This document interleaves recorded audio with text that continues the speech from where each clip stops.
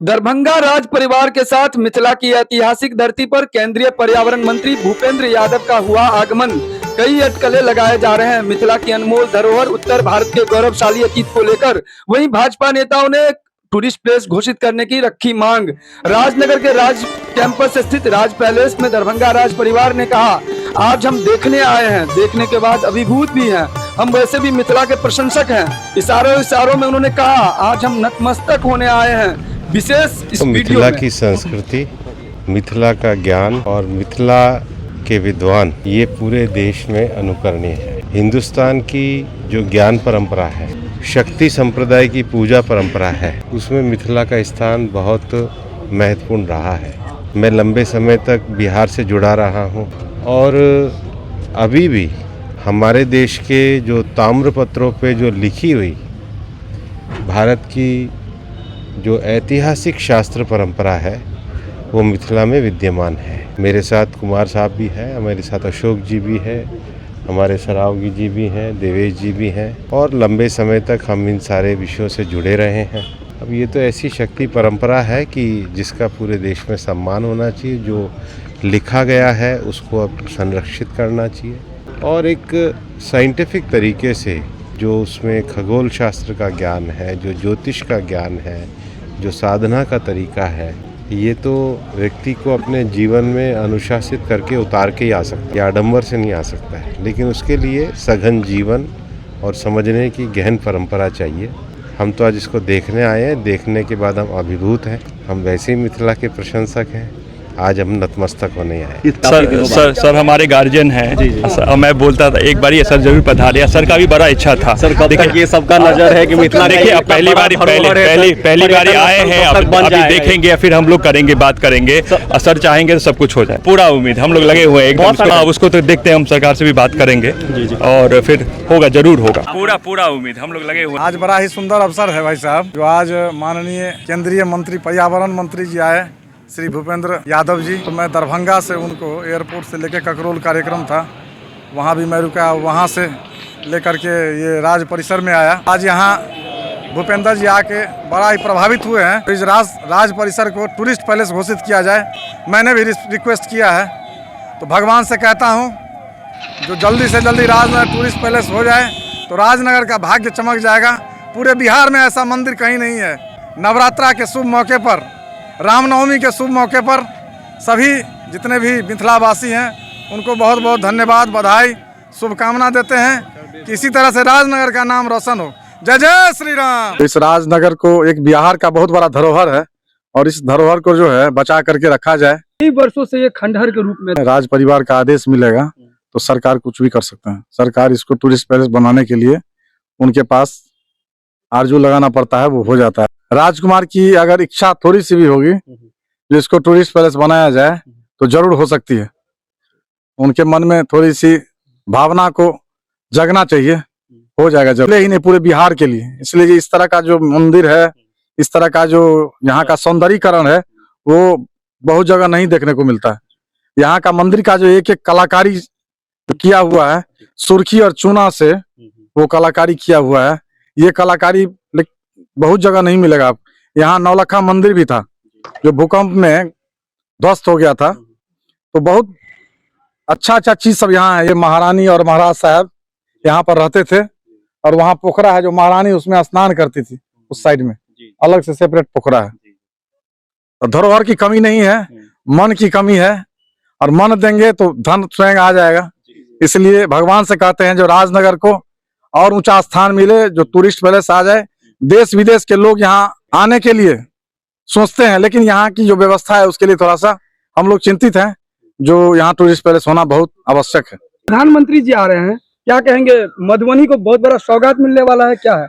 बहुत बड़ा सौगात मिलने वाला है। जिस तरह से मिथिलांचल के लिए वो इतना दयालु बने हुए हैं, ये बहुत पहले भी बहुत सारे प्रधानमंत्री आए, लेकिन बिना चुनाव के इस तरह से आना ये हम लोग के लिए सौभाग्य की बात है और हम उनका आदर सम्मान के साथ स्वागत करेंगे 24 तारीख को। अमरनाथ प्रसाद, प्रदेश भाजपा नेता। युवराज कुमार कपिलेश्वर सिंह का शुभ आगमन हुआ था।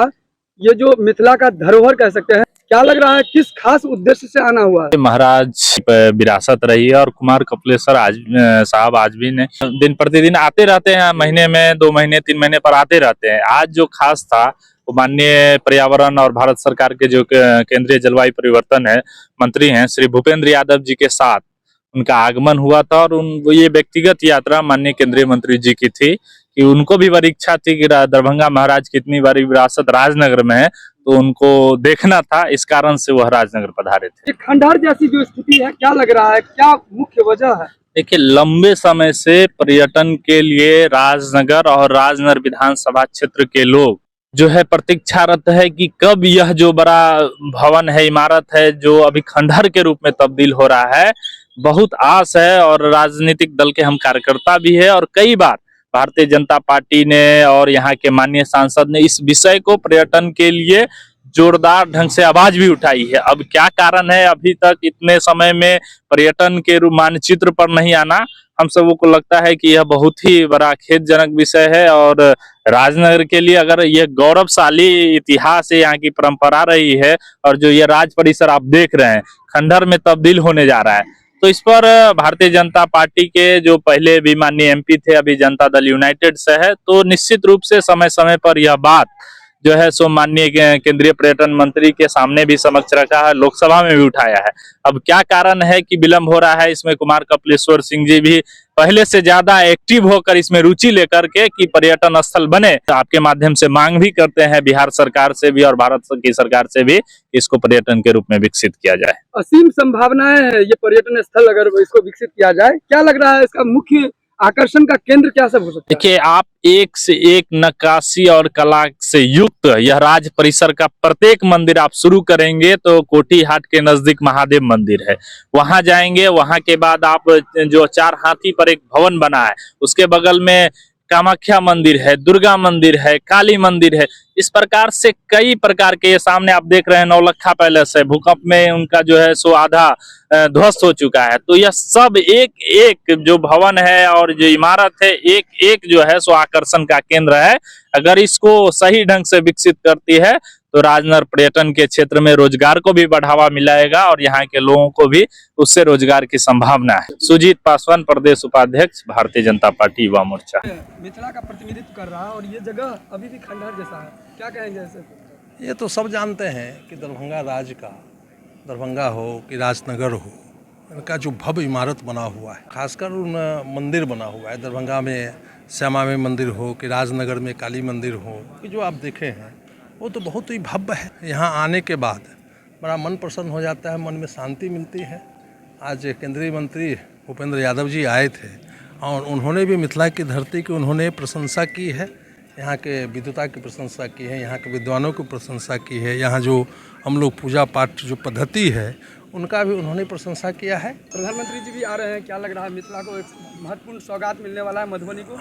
प्रधानमंत्री जी 24 तारीख को आने वाले हैं और आपने देखा होगा कि इस बजट में भी और इस बजट से पहले बजट में भी पूरे देश के लोगों ने कहा था कि यह बजट बिहार के लिए बजट है। तो बजट में बिहार के लिए बहुत कुछ पहले भी मिला है और इस बजट में भी आपने देखा होगा कि मिथिला का जो मखाना है अब पूरे विश्व में जा रहा है, उसका रेट भी बढ़ गया है। मखाना बोर्ड की स्थापना होगी, जो हमारे लिए कोसी पहले अभिशाप था, पानी के से हम डूब जाते थे, आज उस कोसी नहर के लिए इतना पैसा मिला है, मेरे ख्याल से 11,500 करोड़ पैसा मिला है। तो मुझे लगता है कि पहली बार चुनाव के बाद, चुनाव को छोड़ दीजिए, मधुबनी के धरती पर भारत के प्रधानमंत्री पहली बार आ रहे हैं। कोई चुनाव नहीं है, पंचायती राज व्यवस्था के यहाँ सम्मेलन है, पहली बार आ रहा है। ये मधुबनी के लिए सौभाग्य की बात है, हम लोगों के लिए खुशी की बात है। और एक बहुत बड़ा एक ऐतिहासिक रैली हो रही है, महाकुंभ, महारैला, उसमें लोग उभरने वाले हैं।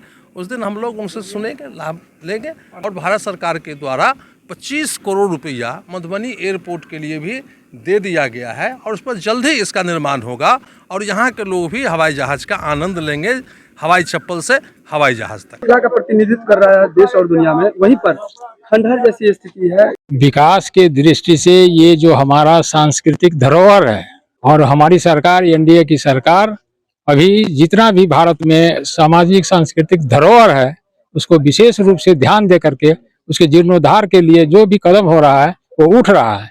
और बात रही राजनगर की, राजनगर मिथिला का ही नहीं पूरे देश के संस्कृति का एक प्रतीक है, इसलिए इसका महत्व सबसे अधिक माना जाएगा। और केंद्र सरकार पर्यटन विभाग ने ऐसा चर्चा भी किया है, समीक्षा भी किया है कि यहाँ पर वो चीज होने से कहीं न कहीं डायरेक्ट उत्तरी भाग भारत का उससे जुड़ता है। इसीलिए विकास की दृष्टि से आम जनता या आज अगर यह टूरिस्ट प्लेस होता है तो कितना बड़ा टर्नओवर इस एरिया का बढ़ जाएगा, जो कि आम नौजवानों को रोजगार मिलेगा और देश को सम्मान मिलेगा। चुनौती तो कुछ नहीं है, कोई भी काम को करने के लिए थोड़ा समय लगता है, वक्त लगता है, उसी के लिए थोड़ा लेट हो रहा है, लेकिन यह इसका विकास निश्चित है।